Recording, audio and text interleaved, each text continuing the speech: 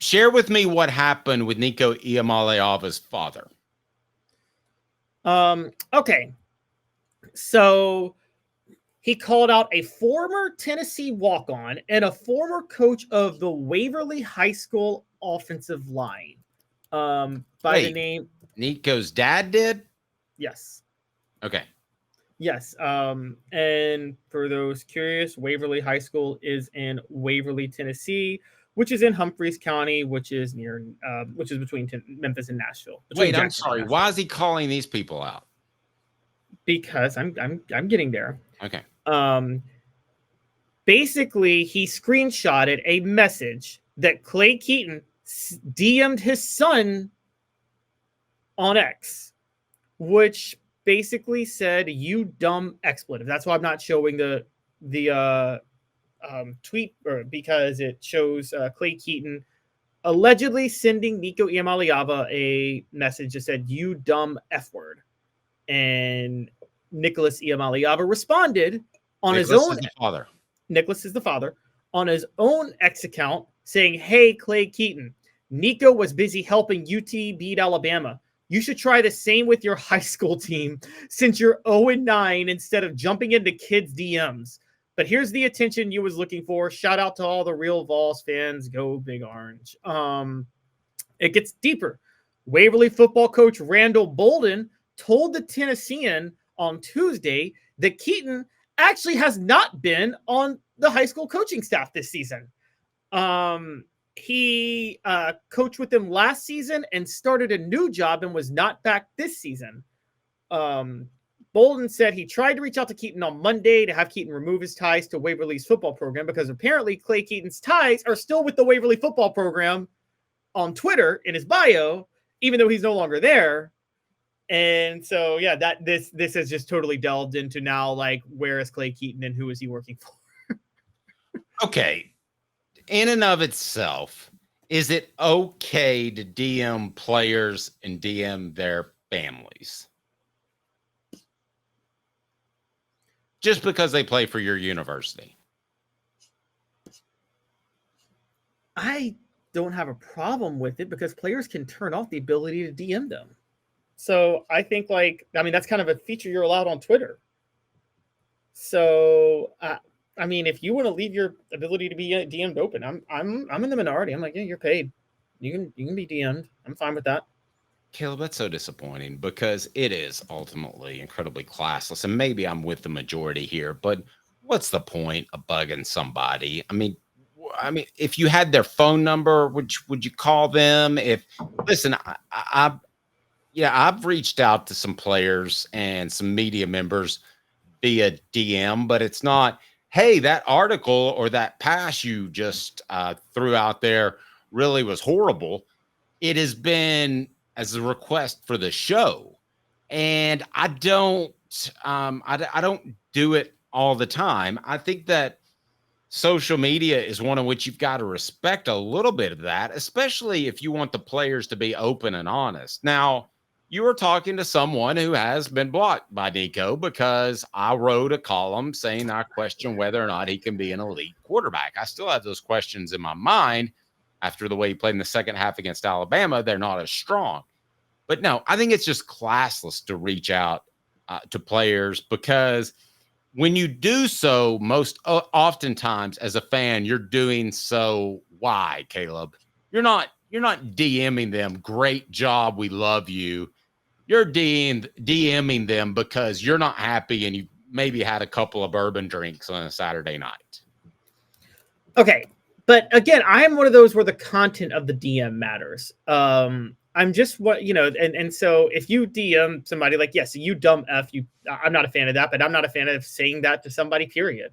I don't think you should ever say you dumb F to somebody. Is that okay? Fair? Well, then let's clean it up a little bit. What if he just said, "What were you thinking on that terrible throw, Nico?" I wouldn't have a problem with that. That's none of his business. I mean, and it can be completely ignorant. It is. It's absolutely the business of it. What you do is look at it pragmatically, Caleb.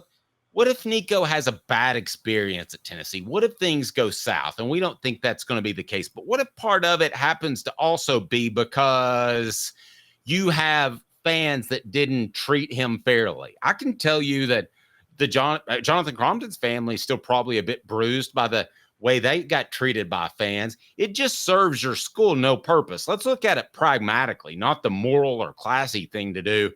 But when you start burning bridges, Tyler Bray's a great example, with your former players, and especially if you do this with commitments to other schools, like, oh, Tennessee never wanted you now that you've committed to Georgia, which is a common thing. Just pragmatically, it's stupid. You're just hurting your own program. You're making your own program look like trash. Okay, but look, okay, we're talking about a bunch of things because I don't see any difference between DMing and at that point just tweeting at somebody, honestly. Okay, if they're choosing to have their DMs open, they're choosing to have their DMs open. And so that's on them. And again, I don't like what Clay Keaton tweeted.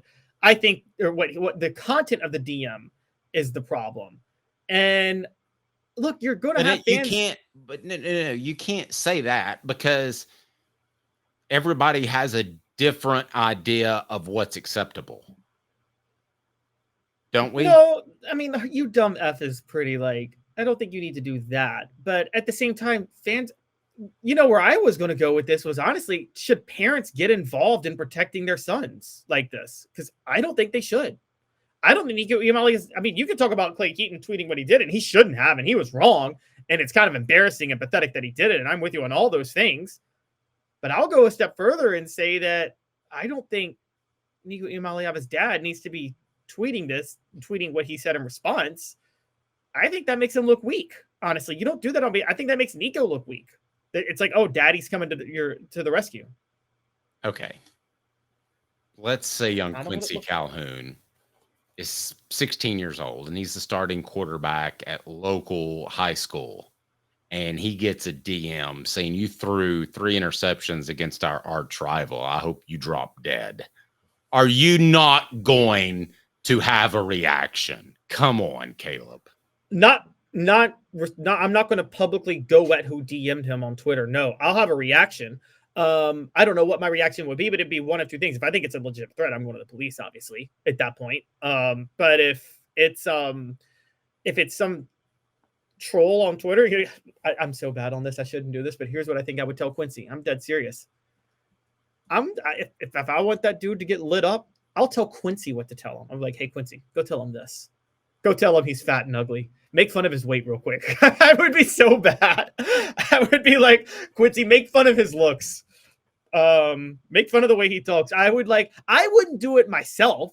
I would teach Quincy how to be savage back, which is probably not a good trait either. But the right thing to do in that moment would be to determine whether or not to brush it off or whether or not to take the threat seriously. But no, I'm not going to respond to them on Twitter. No, I'm not going to do that. Well, legit threats are different. I'm not talking about that. But I can tell you, for instance, Jonathan Crompton, there were people screaming and social media doing and all this, and that, I mean, there were death threats involved. And I know you've said you've kind of dispelled those before because people can go that route. I can tell you the family didn't want that out. And it was something that I reported at the time and based off another source. But yes, that's different. But that's my point is where's the line drawn? You have your line wherever it might be. I'll give you a for instance. So you'll hear me say jackwagon a lot of the times. It's because I don't say jackass as much because to me, that's kind of a curse word. And I always thought to myself, if I got my kids in the car, and I know broadcast is different now with YouTube and all the stuff that we do, but I understand there's not FCC regulations. If we wanted to, we could drop F-bombs left and right, but we all have a different level of decorum. And I think for you to say that is just life and you should deal with it, Caleb, I think that's unfair. I just think the other person started it. And I will go ahead and tell you that I can't promise that if I were in that situation, I wouldn't defend my son. I will give you an example. My daughter in middle school was being picked on by a group of girls. It was really hard for me not to go to the school and scare all of those little girls. But I thought in retrospect, that could be a felony. The way you said that, yes. It was really hard for me to not go scare a bunch of middle school girls. Yes. So, I mean, exactly. But that's the first thing that goes through your head. So I didn't do it, but we did have the parent teacher conference. We had avenues to go through. What are they going to do here? What's Nico's dad going to do? Is he going to go to Josh Heupel and say, "Oh, sorry, Nico's got his feelings hurt. What can you do about it? Will you address it in your next press conference? That's 9.5 minutes." You let it slide. Dave, Nico Iamaleava is not a 13-year-old girl, okay? Let's get that out of the way. Okay. He's a 19-year-old, 20-year-old paid athlete. Guess what? You got to let some stuff slide off those kids if you're their parents. You're not doing them any favors covering for them every time some negative thing comes toward them. And I'll give you guys a great example. Who remembers Arian Foster's mom jumping on the message boards at Tennessee? Who remembers that? I know some of y'all do on the chat board. Some of you guys have been following Tennessee for a while. Some of y'all know Arian Foster's mom was out here trying to get people banned from chat rooms for criticizing her son's fumbling back in the day. Okay? That was happening. It was lame. We all made fun of Arian Foster harder for it. Okay? And because, again, you're a college football athlete. At that point, you shouldn't want your parents to fight your battles. Dave, it's more embarrassing. Okay, and even how embarrassed would you be, Dave, if someone was coming at you and making fun of you and your mom got on Twitter and was like, "Y'all stop talking about him like that. You're terrible." I will tell you one time I was in a fight when I was, I guess, 12, 13.